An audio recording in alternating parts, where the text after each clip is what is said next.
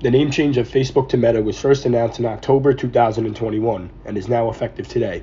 This completes Meta's transformation to a company which owns a broad spectrum of technology applications rather than its previous image as solely the owner of the Facebook social media platform. Meta's effort to rid itself of its former name occurred after years of continuous circumstances and outright scandals, which ultimately negatively affected the Facebook name. Now, with new intentions, Meta CEO Mark Zuckerberg has made conquering the so-called metaverse a core and vital goal of the company. The most concrete technology behind the metaverse right now is virtual reality headsets, which allow users to move around in virtual worlds. Then, there is augmented reality, which combines aspects of the digital and physical worlds together. Meta's Oculus VR headset subsidiary makes it well positioned in this realm, for the company had purchased Oculus in 2014 for $2 billion after the virtual technology company had captivated the tech world with one of its first VR headsets known as the Oculus Rift. In quarter 3 of 2022, earnings fell sharply, which caused for drastic measures to be taken. Following this, Zuckerberg decided to make the difficult decision of reducing the team size of Meta by roughly 13%, causing 11,000 employees to be let go. Additionally, Zuckerberg took numerous additional steps to become a more lean and efficient company by cutting discretionary spending and extending hiring freezes through quarter 1. Zuckerberg made it clear that with the shift in business plan Meta was following, becoming more capital efficient was necessary due to their resources being shifted onto a smaller number of high priority growth areas such as their AR discovery engine, ad and business platforms, and the ultimate vision for the metaverse. Cutting costs across the business, including scaling back budgets, reducing perks, and shrinking the real estate footprint, were methods of restructuring towards proficient efficiency, which Zuckerberg was looking to match. What are Meta's strengths? One strength is the size of its user base. Meta has over 2 billion monthly active users. That translates to hundreds of millions of daily users. Considering the world population is around 8 billion, that translates to a huge market share in the social media space. And that means a big cultural influence. When Meta does something, the world notices. One of the reasons for this huge user base is that Meta has been around for a long time, since the 2000s, and longevity in this case means lots of users. In addition, when Facebook started, it was exclusive to college students, and that exclusivity made it desirable, so that when it was made available to the public at large, it exploded in popularity. Another of Meta's strengths is its name recognition. Everybody knows Meta, or Facebook, and everybody knows Mark Zuckerberg. That also leads to cultural influence. People notice when Meta does something. And both of these strengths, the user base and name recognition, have been hugely important for Facebook's growth.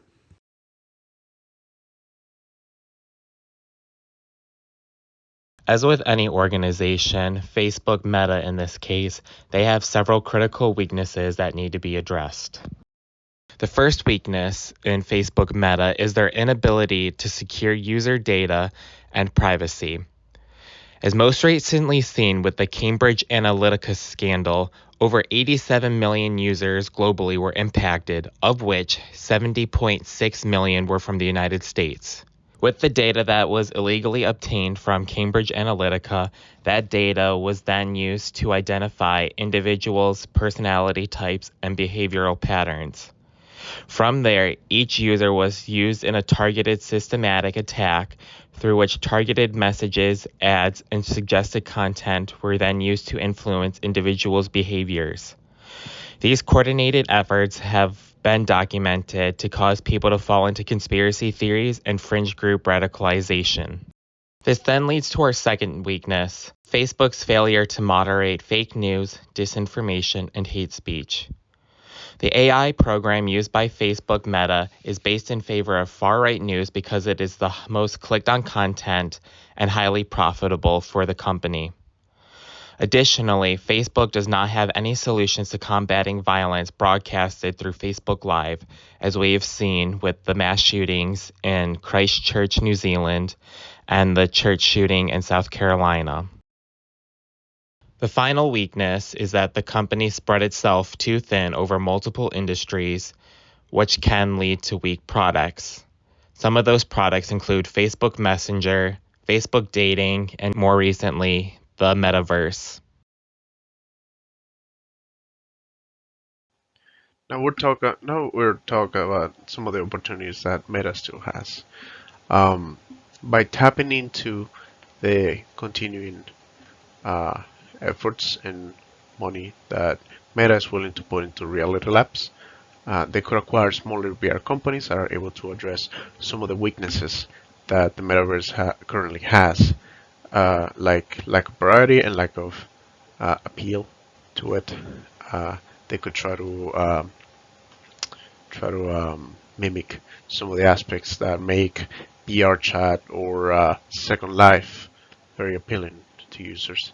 Another opportunity could be developing further their family of apps, particularly their Facebook Marketplace and WhatsApp in terms of usage in the United States, as well as maybe translate some of their encryption models for Facebook and Instagram in order to address some of the user concerns regarding privacy and security.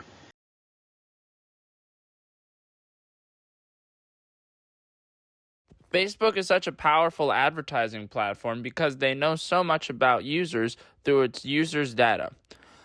If I'm selling school supplies, I can go on Facebook and only buy ads from people who visit university websites, for example. This business model was threatened when Apple changed their terms and services to force the users to accept cross-platform tracking. Therefore, Meta could no longer track data across app platforms. This threatened Meta's entire business model. As a result, Facebook sought to create their own platform to bypass Apple's restraints on their data tracking. They knew they couldn't compete in the mobile phone business, so they wanted to build a platform they considered to be an industry of the future, virtual reality. So yes, the metaverse was created to bypass Apple's new privacy rules. Now, moving on to some of the more familiar topics from class, we're going to touch on trust and its relationship to how Mr. Zuckerberg handled the layoffs. Really quick, let's just recall that trust, risk, and ethic, they all deal in some regard to vulnerability. So trust deals with being vulnerable, or willing to be vulnerable rather. Risk, it deals with actually becoming vulnerable, and ethics regards to the behaviors, whether the behaviors of the authority, in this case Mr. Zuckerberg, act in accordance to generally accept moral norms. So in this case, he exercised a high degree of trust and risk, but the ethics can be a little arguable. So in this case, we have that he showed vulnerabilities to his employees and the press by actually addressing them in an open letter and actually taking responsibility for what happened, in which he achieved trust and risk. But some of the risk was averted, and this is where the questionable ethics come into place, because he still holds a super voting stake on the as part of the decision making of the company.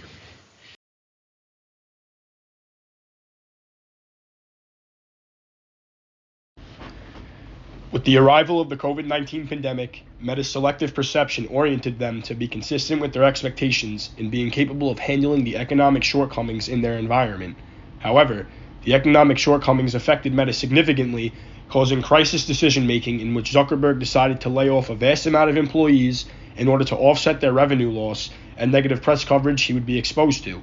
In turn, Zuckerberg's statement to his employees, which suggested there were a bunch of members at the company who probably shouldn't have been there, reflects awfully on the trust between employees and their CEO, considering their livelihoods were stripped to help reignite Meta's prestigiousness.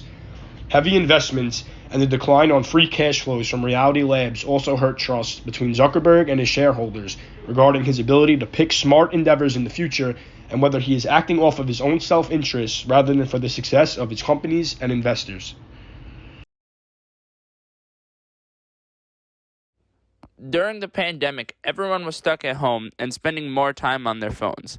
Therefore, Meta posted record revenues at $85.965 billion for 2020, a 21.6% increase over 2019, and in 2021, a whopping $117.929 billion, a 37.18% increase over 2020. Zuckerberg made the strategic mistake of expecting the 20 to 30% year-over-year growth to continue, but it didn't. Thus far, 2022 has seen a 4.47% decline in revenue, so Meta laid off 11,000 employees. While not catastrophic since Meta employment levels are simply down to 2021 levels, it still wasn't a great look for Zuckerberg and Meta. So what led to the decision to lay off so many employees? We need a little backstory. Facebook's revenue growth before 2020 was typically very steady. It wasn't too quick, it wasn't too slow, just steady growth. But in 2020, when COVID hit, people spent more time inside and online, and the revenue growth shot up. Huge increase. Zuckerberg believed that this new growth rate would continue for the foreseeable future. He thought it was signs of a new trend. And so he increased spending in research and development, and he hired thousands of new employees to add to their already large workforce. This is when they changed their focus to Metaverse, and Mark Zuckerberg renamed the company to Meta. But in 2021 and 2022, revenue growth declined, or really went back to what it was before the pandemic. But with the added new costs, this meant losses of billions in their earnings. Their earnings were still positive, but 2-3 billion less than what they were getting before. Because of this lower revenue and lower earnings, the company decided to lay off 11,000 workers. Finally, some of the key takeaways from our presentation should be from the SWOT analysis that Facebook still remains with a very high user base, and they still have name recognition even after their name change. They have spread thin over a couple of industries, but they still remain with a couple of opportunities to chase other ventures. And their main threat right now is the rising popularity of TikTok. Some of the opportunities that Meta should consider is probably smaller concessions into VR companies, since they are still wishing to go further into their virtual reality ventures through their virtual labs, and they should focus on their family of apps, particularly on their Facebook Marketplace and WhatsApp. Another key insight is that FANG stocks tend to be characterized by very high growth, and that timing of these growth spikes can be extremely misleading, especially when making hiring decisions of such volumes. Thank you very much.